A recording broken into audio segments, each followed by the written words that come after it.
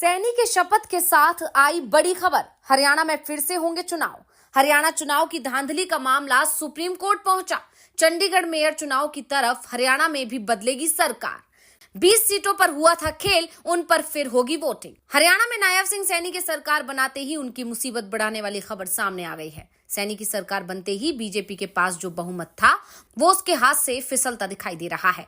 BJP के हाथ से 18 सीटें फिसलती दिख रही हैं, तो इस बार चुनाव में जीती इंडियन नेशनल लोकदल को भी अपनी दोनों सीटें खोनी पड़ सकती हैं, क्योंकि अब हरियाणा विधानसभा चुनाव का मामला सुप्रीम कोर्ट जो पहुंच गया है। कांग्रेस तो पहले से ही चुनाव में 20 से 32 सीटों पर धांधली की शिकायत चुनाव आयोग से कर चुकी है। पार्टी की तरफ से यह भी कहा गया था कि वो इसे लेकर सुप्रीम कोर्ट भी जा सकती है, और अब ये मामला सुप्रीम कोर्ट पहुंच चुका है। सुप्रीम कोर्ट में अगर 20 सीटों पर गड़बड़ी की बात को स्वीकार कर लिया और 20 सीटों पर फिर से चुनाव कराने के आदेश दे दिए तो फिर बीजेपी के हाथ से हरियाणा फिसल जाएगा। तो आखिर कैसे बीजेपी की बढ़ती जा रही हैं मुसीबतें, इसी सवाल को लेकर हम अपनी इस रिपोर्ट में करने जा रहे हैं बात। इस वीडियो को आखिर तक जरूर देखें। हरियाणा विधानसभा चुनाव के दौरान 20 सीटों पर वोटिंग में गड़बड़ी के आरोप वाली शिकायत अब सुप्रीम कोर्ट तक पहुंच गई।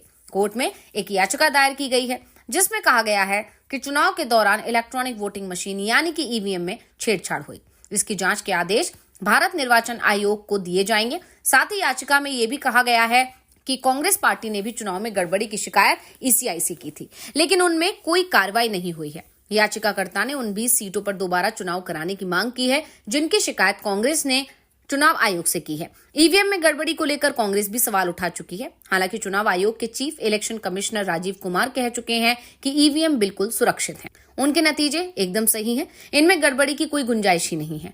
लेकिन चुनाव आयोग के दावे को ना तो कांग्रेस मानने को तैयार है, ना ही विपक्षी दल, और देश की जनता का बड़ा हिस्सा भी चुनाव आयोग के दावों पर भरोसा नहीं कर पा रहा है।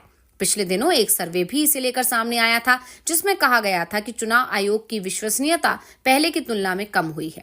वैसे आपको बता दें कि जिन 20 सीटों को लेकर कांग्रेस ने चुनाव आयोग में शिकायत की और अब वो मामला सुप्रीम कोर्ट पहुंच गया है, उनमें नरनौल, करनाल, डबवाली, रेवाड़ी, होडल, कालका, पानीपत सिटी, इंद्री, बड़खल की सीट शामिल है। इसके अलावा फरीदाबाद, एनआईटी, नलवा, रानिया, पटौदी एससी, पलवल, बल्लभगढ़, बरवाला, उचाना कला, घरोंडा, कोसली और बादशाहपुर की सीट को लेकर भी शिकायत की गई है।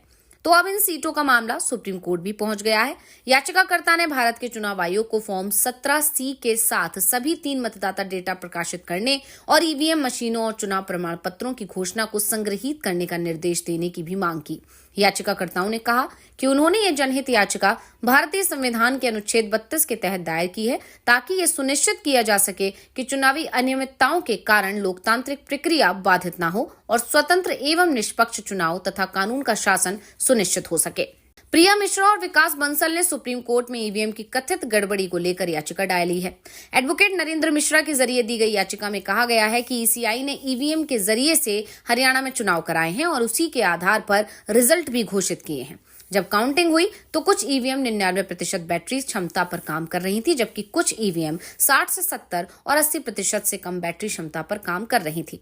जिन ईवीएम में काउंटिंग वाले दिन भी 99% बैटरी थी, वहां बीजेपी उम्मीदवार को ही ज्यादा वोट मिले हैं। याचिका में यह भी कहा गया है कि कुछ पोलिंग स्टेशंस पर वोटिंग और काउंटिंग के दौरान ही ईवीएम की गड़बड़ी पकड़ ली गई है।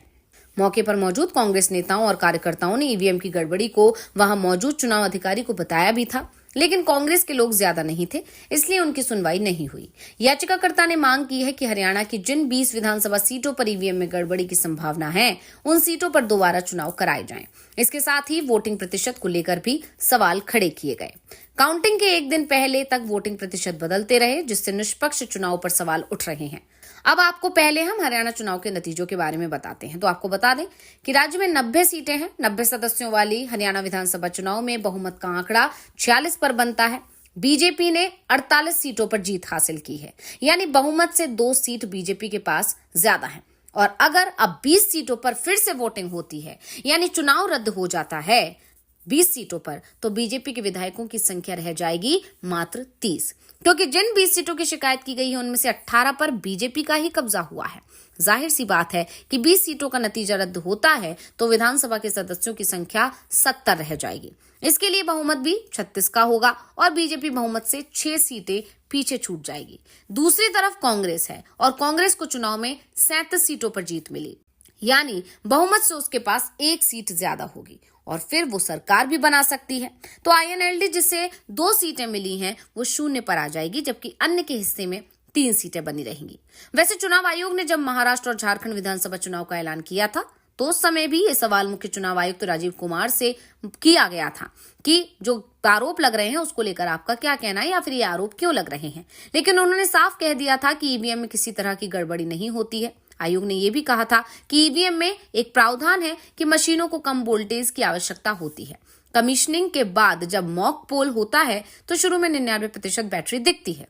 इसके साथ ही जब ये 7.4% से कम वोल्टेज होता है तो ये बैटरी कम दिखाता है। आयोग की ओर से यह भी कहा गया है कि हमने सभी रिटर्निंग ऑफिसर से उन 20 निर्वाचन क्षेत्रों में कौन कौन मौजूद था इसकी पूरी जानकारी देने को कह दिया, यानी चुनाव आयोग की तरफ से जांच की जा रही है, ऐसा आश्वासन राजीव कुमार ने दिया। वहीं राजीव कुमार ने सफाई देते हुए ये भी कहा था कि लोग पूछते हैं कि किसी देश में पेजर उड़ा देते हैं, ईवीएम क्यों नहीं हैक हो सकती? पेजर कनेक्टेड होता है भाई, ईवीएम नहीं। 6 महीने पहले ईवीएम की चेकिंग शुरू होती है, पोलिंग पर ले जाना, वोटिंग के बाद वापस लाना। हर एक स्टेज पर पॉलिटिकल पार्टी के एजेंट या कैंडिडेट मौजूद होते हैं। जिस दिन कमीशनिंग होती है उस दिन बैटरी डाली जाती है।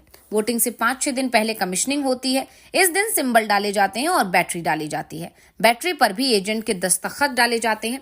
जब स्ट्रांग रूम में जाती है यहाँ भी 3 लेवल की चेकिंग होती है। जिस दिन पोलिंग के लिए निकलेगी तब भी यही प्रोसेस होगा, वीडियोग्राफी होगी, नंबर भी शेयर होंगे, ये मशीन बूथ पर जाएगी, फिर चेकिंग होगी, वोट डालकर देखे जाएंगे। पूरे दिन वोटिंग हुई, फिर मशीन लॉक की जाती है, फिर दस्तखत और हिसाब किताब देखा जाता है।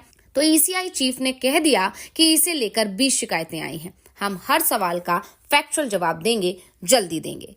यानी चुनाव आयोग तो खुलकर अपने बात पर अड़ा हुआ है। उसका कहना है कि किसी भी तरह का कोई घोटाला नहीं होता है, बल्कि जनता अपना आदेश सुनाती है। वहीं उन्होंने तंज कसते हुए भी कहा कि लोकसभा चुनाव के दौरान तो ऐसा कोई शिकायत नहीं हुई थी। यानी अभी जो स्थितियां बनी हुई हैं उसे देखकर ये कि चुनाव आयोग भी घिरता हुआ नजर आ रहा है, जिस तरह के नतीजे हरियाणा में आए हैं। और वहीं अब यह मामला सुप्रीम कोर्ट पहुंच चुका है। अब सुप्रीम कोर्ट में क्या सुनवाई होती है, सुनवाई के दौरान क्या क्या दलीलें दी जाती हैं, किसकी दलीलें ज्यादा हावी पड़ती हैं और उस पर विचार करके सुप्रीम कोर्ट क्या फैसला सुनाता है, सुप्रीम कोर्ट जांच में क्या आदेश देता है और जांच के आदेश के बाद जांच में क्या निकल कर आता है, ये सब देखने वाली बात होगी। इसी के साथ इस वीडियो को लाइक करें, वीडियो को शेयर करें और चैनल को सब्सक्राइब करना ना भूलें। तो इस रिपोर्ट में आपको कैसी लगी जानकारी, हमें कमेंट करके अपनी राय जरूर दीजिएगा। इसी के साथ इस वीडियो को लाइक करें, वीडियो को शेयर करें और चैनल को सब्सक्राइब करना ना भूलें। कैसी लगी जानकारी, हमें कमेंट करके अपनी राय जरूर दीजिएगा। इसी के साथ इस वीडियो को लाइक करें, वीडियो को शेयर करें और चैनल को सब्सक्राइब करना ना भूलें। धन्यवाद।